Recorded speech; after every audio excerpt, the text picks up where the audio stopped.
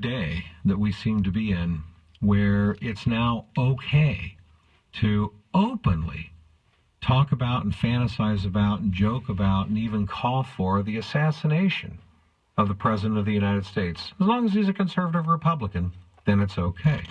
The Snoop Dogg video is not the only one. This is happening a lot, as I mentioned before. We're going to talk about this now with Michael Chapman. He's managing editor at cnsnews.com, and they wrote a great piece on this, and he joins me now. Michael, thanks for being with us today. Hi, Bob. Thanks for having me on. Hi.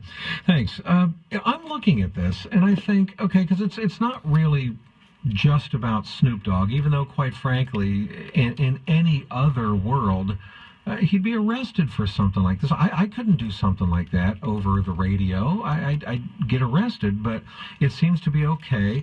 But now you have others that have done this, that have made jokes or comments about him being assassinated. You have rappers that are incorporating this into songs, that are even saying the words, "Assassinate Trump." You have this other rapper in response to Snoop Dogg who says that Donald Trump better shut his punk A-word mouth, or we're going to, quote, pimp your wife and make her work for us. In other words, force Melania Trump into being a sex slave prostitute. I mean, I look at stuff like this, and I guess what stands out to me, Michael, is the massive double standard and the deafening silence from the left in the mainstream press. Yes, you're quite correct. There's a huge double standard going on, and there are many other examples. I mean, even Madonna, I think. Blow up the White House, yeah. Yeah, she talked about blowing up the White House, and there have been others. The left and the liberal and the liberal media do not go after these folks because they're allies on the left. It's like, and this has been going on, for decades. I mean, you can go back and you can look at, not in cases where the president was threatened, but for example, the artist Andre Serrano, who did a very revolting piece with a crucifix of Jesus in a jar of urine. Mm-hmm, right. And that was praised to high heaven, as cutting-edge art. And for all the people who were offended by it, the media just poo-pooed and dismissed. But calling for the assassination of the president or doing a mock assassination in the video like Snoop Dogg does, I mean, it's illegal to threaten the president's life. And if even Donald Trump tweeted, I believe yesterday morning or sometime yesterday, that if Snoop Dogg had done a similar video where he's mock shooting Barack Obama, or if his cousin had called for pimping out Michelle Obama, I mean, it would be headline news 24/7, and the liberal media would be screaming for these people, right. And their careers would probably be ruined, and rightly so. And there'd be a national dialogue on this, and sure. Any of us on the political right that were silent, we would be hammered for our complicity in this, but by giving tacit approval, by not condemning it. And by the way, this didn't just start with Trump, as I was telling my audience earlier. Remember when George W. Bush was president, that so-called documentary called Death of a President, where they did a mock assassination of George Bush, and that won a Toronto Film Festival award. CNN gave 4 minutes of free advertising for this. It's like, are you kidding me? Can you imagine a conservative documentary being put together with a Barack Obama actor being assassinated in some kind of a fantasy documentary? You can't even picture such a thing. No, it wouldn't happen because conservatives and people on the right and just, people with taste and an understanding of the law, they don't do these things. And we don't do them because we know they're wrong, they're morally wrong, and they're grossly offensive. And they're also, in some cases, they're illegal. It's a huge double standard. They're grossly hypocritical. But these people are all so-called artists or activists on the left, and they're their allies. And as long as they are tearing down President Trump or President Bush or any other figure in the administration, Jeff Sessions, for example, Hollywood and the liberal media are going to give them a pass. And it's so obvious and so blatant. I sort of wish that someone would do a satirical movie, and all you would have to do is just replace the names or the images in a lot of these so-called artworks, and you could watch the liberal media go ballistic, Right. because they would. What do you think? Let me ask you, Michael. What do you think would happen if Jeff Sessions went ahead and launched a criminal investigation into Snoop Dogg and his cousin, and for that matter, any of these other Hollywood celebrities that are saying these kinds of things? I mean, come on. Loretta Lynch would have absolutely done this, okay? If you, Right. Michael Chapman, if you wrote a piece for CNS News, mocking and fantasizing and wink, wink, calling for the assassination of Barack Obama, okay? Loretta Lynch would have been on your doorstep right after the Secret Service. So what happens if the Trump administration says, look, we're going to enforce the law and this can't be allowed? And I don't care if your name is Snoop Dogg, and I don't care how many millions of Twitter followers you have, you violate the law, the government's coming down on you.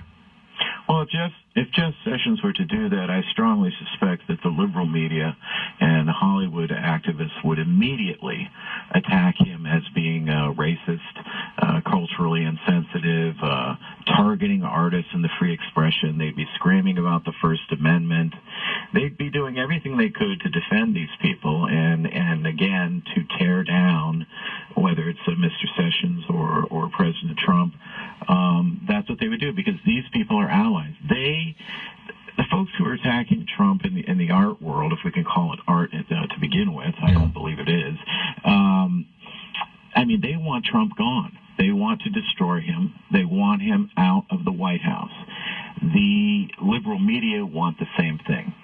And so they're going to, play footsie with each other and do whatever they can to tear down the administration and the people who work for the administration in any way they can, in ways that are so offensive.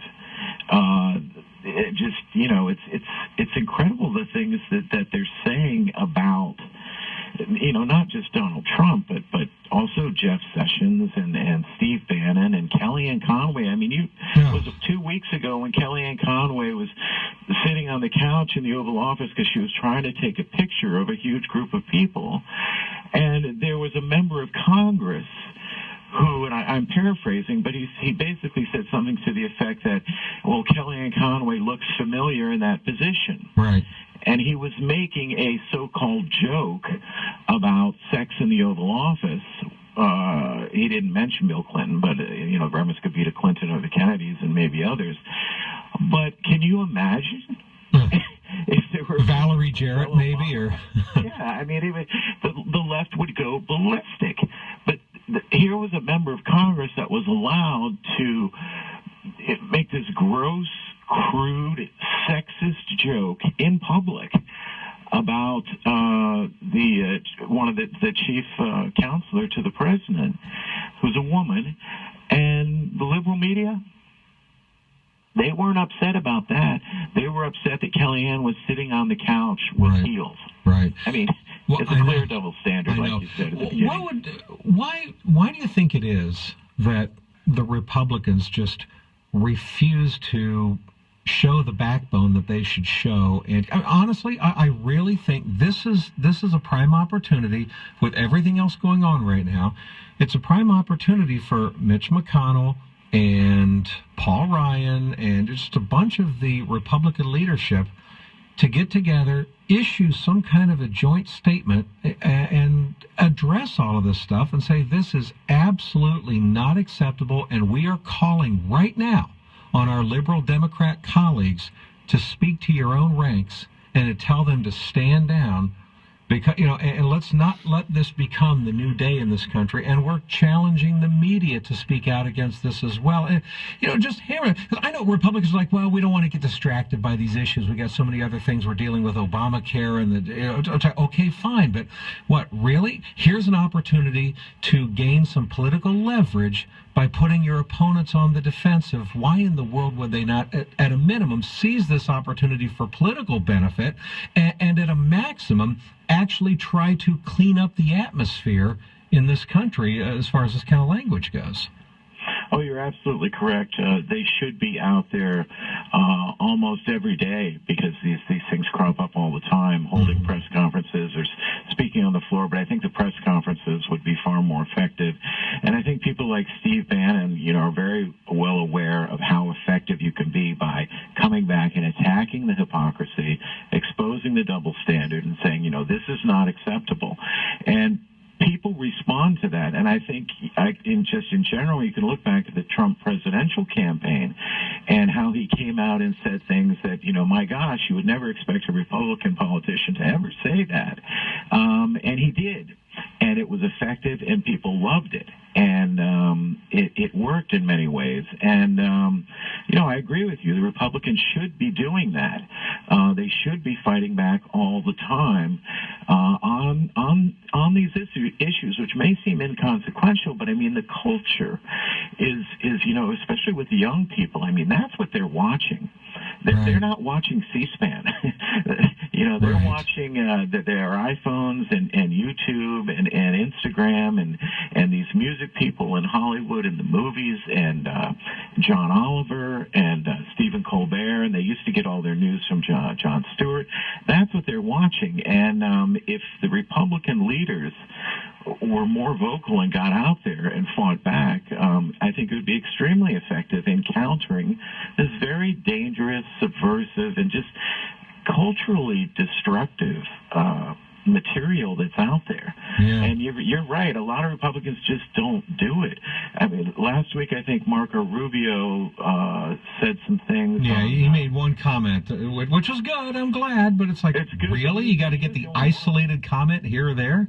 Right. No, you're correct. They need to have press conferences on the Capitol Hill lawn all the time. And, CBS and ABC might not show up, but we don't need them. Right. There are alternative media and social media that can get those stories out there. And I tell you, conservatives love it. Americans in general love it when people go after this cultural garbage and say, look, this is not acceptable for our kids and our culture. And they respond to that message. And I think partly, Trump's winning in November was because he was willing to speak out against some of the nastiness in the culture. All right, folks, it's cnsnews.com. Check them out on the web, cnsnews.com. Their managing editor, Michael Chapman.